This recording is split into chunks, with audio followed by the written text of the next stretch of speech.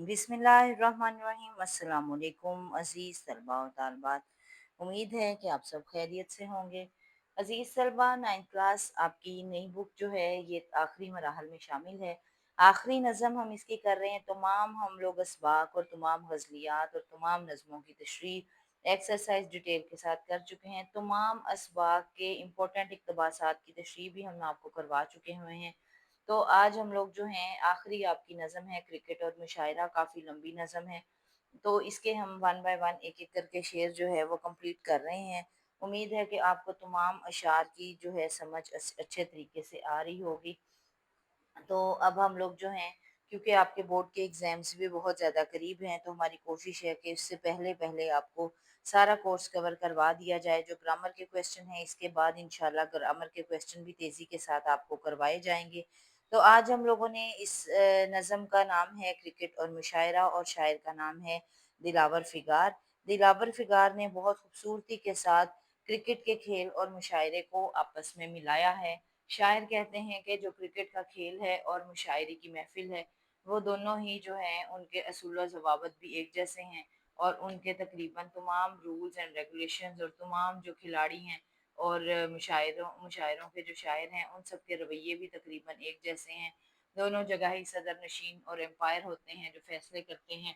तो इस तरीके से शायर ने एक तंज़िया और मज़ाहिया अंदाज में क्रिकेट के खेल और मुशायरे की महफिल को जो है आपस में मिलाया है और इसी तरीके से बहुत सारी बातों पर उन्होंने मज़ाहिया अंदाज में तंज़ भी किया है। तो ये एक मज़ाहिया और तंज़िया नज़म है और इसके हम लोग 4 अशार कर चुके हैं। तो आज हम लोगों ने इसका ये 5वां शेर करना है जो आपको नज़र आ रहा होगा। वहाँ है एलबीडब्ल्यू, यहाँ ये चक्कर है कि अंदलीब मोनस है या मुज़क्कर है। अंदलीब जो है एक परिंदे का नाम है, बुलबुल को कहा जाता है। अब वो कह रहे हैं कि वहाँ है एलबीडब्ल्यू, यहाँ ये चक्कर है कि एलबीडब्ल्यू जब होता है कोई शायर जो है और एम्पायर उसको जो है आउट का इशारा देता है, एलबीडब्ल्यू में घुटने के ऊपर गेंद लगकर विकेटों को लगती है और इस एलबीडब्ल्यू के चक्कर में अक्सर शायरों जो खिलाड़ी होते हैं उन्हें खुद पता नहीं लगता कि हम एलबीडब्ल्यू आउट हो चुके हैं। ये जो है एम्पायर ही देखकर इसका फैसला करता है और खिलाड़ी को हर सूरत एम्पायर का फैसला मानना पड़ता है। इसी तरह शायर जो है यहाँ पर एलबीडब्ल्यू वाले जो है प्रोसेस की बात कर रहा है और उसके बाद जो दूसरा मिसरा है उसमें वो कह रहे हैं कि अंदलीब मोनस है या मुज़क्कर है। अंदलीब एक बुलबुल है, परिंदे का नाम है। अब वो कह रहे हैं कि कुछ शायर जो हैं उन्होंने अंदलीब को यानी बुलबुल के परिंदे को अपनी शायरी में मुज़क्कर के तौर पर इस्तेमाल किया है और कुछ ने मोनस। अभी तक शायरों को यही समझ नहीं आई कि बुलबुल जो है वो मेल है या फीमेल है, तो मुज़क्कर है या मोनस है। तो इसी चक्कर में जो है सारी उर्दू की शायरी जो है वो गुजर गई है। एक और अहम पॉइंट आपको बता दिया जाए कि जो बुलबुल परिंदा है, उसका ज़िक्र उर्दू शायरी में बहुत ज़्यादा जो है वो शिद्दत के साथ आता है। बहुत ज़्यादा शायर जो हैं बुलबुल को, और जहाँ भी कहीं फूलों का ज़िक्र आता है, बागात का ज़िक्र आता है, वहाँ बुलबुल का ज़िक्र लाज़मी आता है।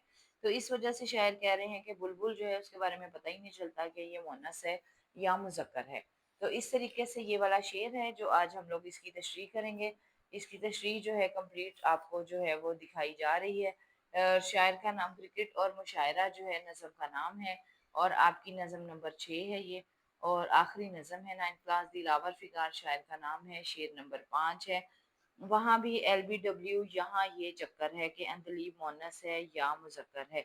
वहाँ से मुराद है क्रिकेट का मैदान। क्रिकेट के खेल में एलबीडब्ल्यू जो आउट हो जाता है वो परेशान खिलाड़ी परेशान होता है क्योंकि ये फैसला कबूल करना बहुत मुश्किल होता है और यहाँ ये चक्कर है। अब यहाँ से मुराद है शायरी की महफिल, मुशायरा, और मुशायरे में ये चक्कर है कि एक यही फ़िक्र में रहता है कि अंदलीब मुअन्नस है या मुज़क्कर है। यही फ़ैसला नहीं कभी शायरों के दरमियान हो पाया कि बुलबुल जो है वो मुज़क्कर है या मुअन्नस मायनों में इस्तेमाल हुआ है।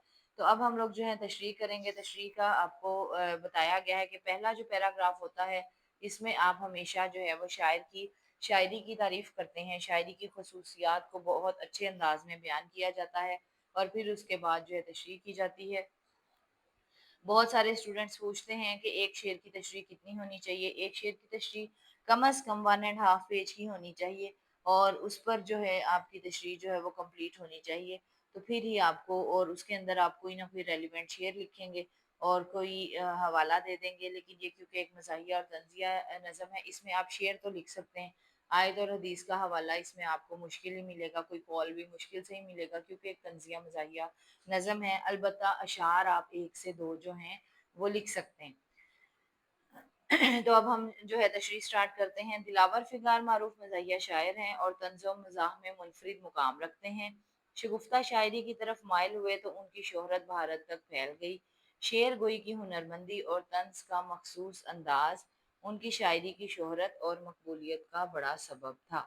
ان کی مزاحیہ شاعری کی وجہ سے انہیں شہنشاہ ظرافت اور اکبر ثانی کے القابات سے بھی یاد کیا جاتا ہے۔ اب ہم اصل شعر کی جو تشریح ہے اس کی طرف آتے ہیں۔ تشریح طلب شعر میں شاعر کرکٹ کے کھیل اور مشاعرے کا مزاحیہ انداز میں موازنہ کرتے ہوئے کہتے ہیں کہ اصل میں مشاعرہ بھی کھیل ہی ہے۔ کرکٹ کے کھیل میں اگر کھلاڑی ایل بی ڈبلیو ہو جائے تو امپائر اسے آؤٹ قرار دیتا ہے۔ ایل بی ڈبلیو کا فیصلہ ہمیشہ الجھن میں مبتلا کر دیتا ہے، کیونکہ یہ فیصلہ کھلاڑی اور شائقین کو قبول کرنا مشکل ہوتا ہے۔ یہ فیصلہ امپائر کے لیے بھی مشکل ہوتا ہے، کیونکہ ایل بی ڈبلیو میں کھلاڑی کی ٹانگ وکٹ کے سامنے آ جاتی ہے اور گیند وکٹ کی بجائے ٹانگ پر لگتی ہے۔ اگر ٹانگ درمیان میں حائل ہو تو گیند سیدھی وکٹ کو لگتی ہے۔ امپائر کا فیصلہ دیتے ہی شائقین میں افسردگی پھیل جاتی ہے۔ اب یہاں پر جو ہے ریلیونٹ شعر لکھیں گے، اور ضروری نہیں ہے کہ آپ نے جو مزاحیہ نظم ہے اس میں شعر جو ہے وہ مزاحیہ انداز میں ہی لکھنے ہیں، کیونکہ یہاں کھیل کا ذکر ہو رہا ہے تو ہم نے کھیل سے ریلیونٹ ہی شعر لکھا ہے، کہ یہاں پہ انہوں نے بتایا ہے نا کہ شائقین میں بھی افسردگی پھیل جاتی ہے اور کھلاڑی بھی افسردہ ہو جاتے ہیں، تو اس کے لیے ہم شعر لکھ رہے ہیں۔ تندیے باد مخالف سے نہ گھبرا ہے عقاب، یہ تو چلتی ہے تجھے اونچا اڑانے کے لیے، کہ تیز آنے والے طوفانوں سے گھبرانا نہیں چاہیے، یہ تو آپ کو زندگی میں آگے بڑھنے کا موقع دیتی ہے۔ اسی طرح اردو شاعری کے کچھ الفاظ مذکر اور مونس دونوں میں استعمال ہوتے ہیں۔ یہاں بھی فیصلہ مشکل ہوتا ہے کہ اس لفظ کو مذکر معنوں میں استعمال کرنا ہے یا مونس معنوں میں۔ مثلا بلبل کو کسی شاعر نے مذکر استعمال کیا ہے، کسی نے مونس۔ بلبل کو اندلیب بھی کہا جاتا ہے، گویا اندلیب کا مذکر یا مونس ہونا ایک گھمبیر مسئلہ ہے۔ مشاعرے کے دوران بھی اکثر شاعروں کے درمیان اسی بات پر بحث شروع ہو جاتی ہے اور مشاعرے میں موجود شعراء کے درمیان یہ فیصلہ کرنا مشکل ہو جاتا ہے کہ کون صحیح ہے اور کون غلط۔ بالکل اسی طرح میچ میں ایل بی ڈبلیو کا فیصلہ بہت مشکل ہوتا ہے۔ دونوں جگہوں پر ایک جیسا ہی ماحول نظر آتا ہے اور ایک سی مشکلات نظر آتی ہیں۔ دونوں جگہ مقابلے کی فضا بھی ایک جیسی ہی رہتی ہے، گویا کرکٹ اور مشاعرہ بالکل ایک سے کھیل ہیں۔ اس کے بعد ہم ریلیونٹ شعر لکھیں گے۔ چل چھوڑ ہار وار کو، پھر سے ہو تازہ دم، اب کہ تو ایسا کھیل کہ دشمن بھی داد دے۔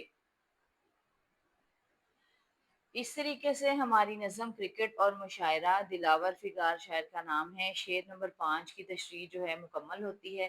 آپ لوگوں نے دیکھا کہ ہماری تشریح جو ہے تقریباً 1.5 صفحے پر گئی ہے، اور اس کے اندر ہم نے 2 اشعار جو ہیں وہ لکھے ہیں، تو آپ نے 2 اشعار کا حوالہ لازمی دینا ہے۔ اگر آپ کو کوئی اندر ضرب المثل آ جاتی ہے، کوئی ذہن میں آ جاتی ہے، یا کوئی محاورہ آ جاتا ہے، وہ لکھ سکتے ہیں آپ، لیکن اس میں مزاحیہ نظم ہے، اس میں قول وغیرہ جو ہیں وہ نہیں آتے، اور نہ ہی آیت حدیث کا ترجمہ آتا ہے۔ اس طریقے سے آپ تشریح لکھیں گے، اور آپ نے تشریح جب لکھنی ہے تو ہمیشہ آپ نے یہ جو شعر کے الفاظ ہیں انہی کے اندر رہتے ہوئے لکھنا ہے۔ مطلب آپ کو یہاں پر ایل بی ڈبلیو کے بارے میں بتایا گیا ہے کرکٹ کے، اور دوسرے مصرے میں مشاعری میں جو ہے اندلیب کے بارے میں بتایا گیا ہے، بلبل کے بارے میں بتایا گیا ہے، تو آپ نے اپنی تشریح جو ہے اسی سرکل کے اندر رکھنی ہے۔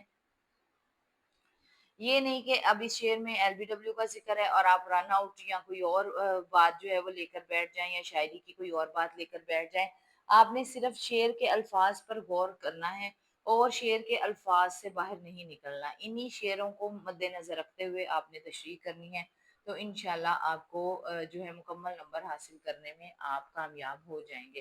اگر اس طریقے سے آپ تشریح کریں گے تو آپ کے بورڈ میں انشاءاللہ پورے نمبر آئیں گے۔ اور یہ آپ کو جو ہے نظموں کے 3 اشعار آئیں گے پیپر کے اندر، 3 میں سے آپ ٹوٹل 4 ہوں گے اور ان میں سے آپ نے 3 جو ہے وہ لازمی کرنے ہیں۔ تو اس وجہ سے آپ لوگ جو ہیں نظموں کو اگنور نہیں کر سکتے، بہت اچھے طریقے سے آپ نظموں کی تشریح جو ہے وہ یاد کریں، تو انشاءاللہ آپ اچھے نمبر حاصل کرنے میں کامیاب ہو جائیں گے۔ اللہ آپ کا حامی و ناصر ہے۔ اگر آپ کو جو ہے ویڈیو پسند آ گئی ہے تو چینل کو سبسکرائب کر لیجیے گا، لائک کر لیجیے گا۔ السلام علیکم ورحمۃ اللہ وبرکاتہ۔